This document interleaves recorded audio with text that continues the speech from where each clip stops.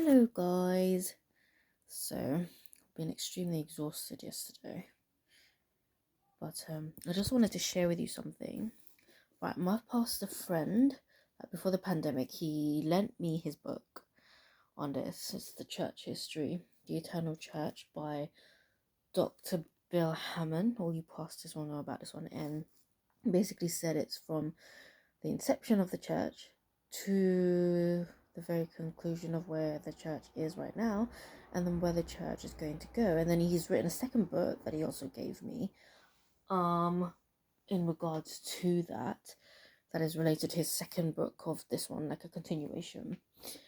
And so I haven't returned it to him yet, and I've read bits of it, but I haven't literally read it like full on. And then he was like, I saw him on Sunday, okay, and he was, I said something to him about Katie and Songs of Praise, and he literally went right back into the history of the church, and then the history of worship, and then the history of like where it goes and where it was and where it went, and then where it's going.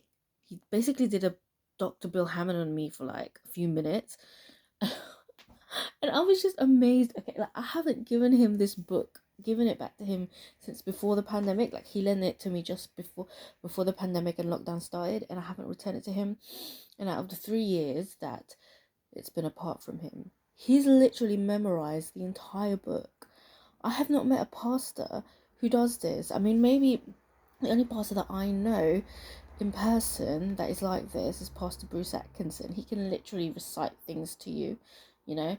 He can sit down in a sermon or a seminar, and then without writing anything, and then just like literally recite everything to you from memory.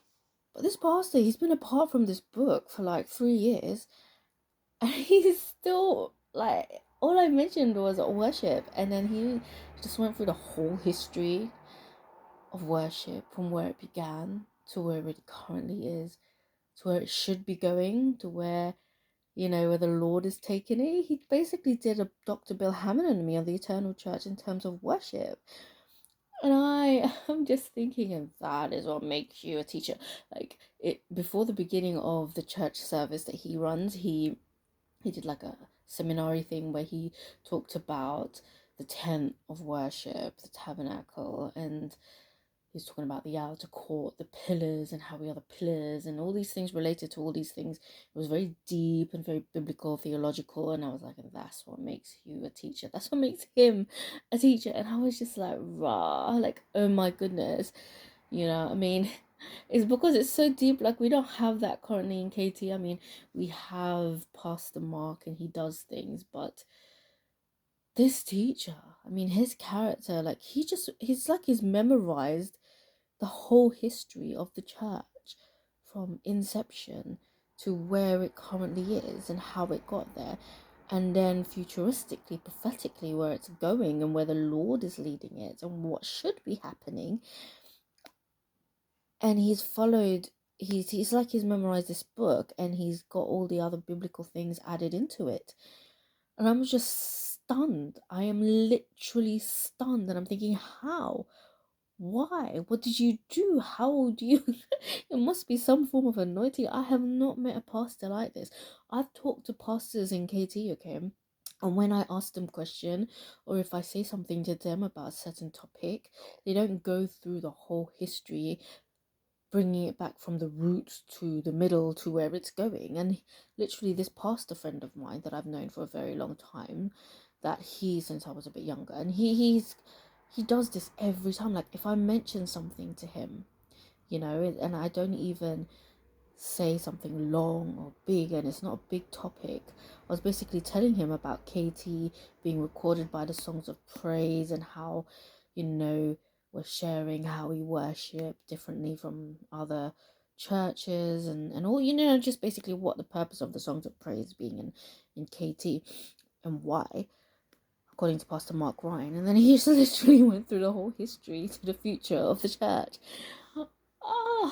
And it's like, sometimes it goes over my head if he talks a bit too long, but it's literally just so amazing. I'm stunned every time, and I don't know how he does it. And he says to me, I don't get visions, I don't get things like that. I'm not spiritual like that. But I'm like, he says to me, I'm a teacher. And he says to me, I have to read, I have to dig, I have to seek to get what I want to get from biblical stuff. So he does all the work, and he's saying, I don't have that like what you have. You get revelation, you get visions, like you're a visionary, prophetic in terms of like that. He goes, I have to really simmer down with the Bible and literally study it theologically and literally scrutinize it from every nook and cranny and get books like this and from Dr. Bill Hamon and literally study it and go over and over again until I literally get it. And he's memorized it.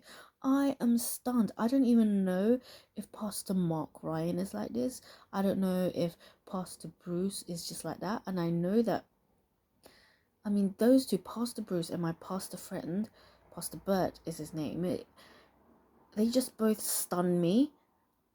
They're just amazing ability to be teachers.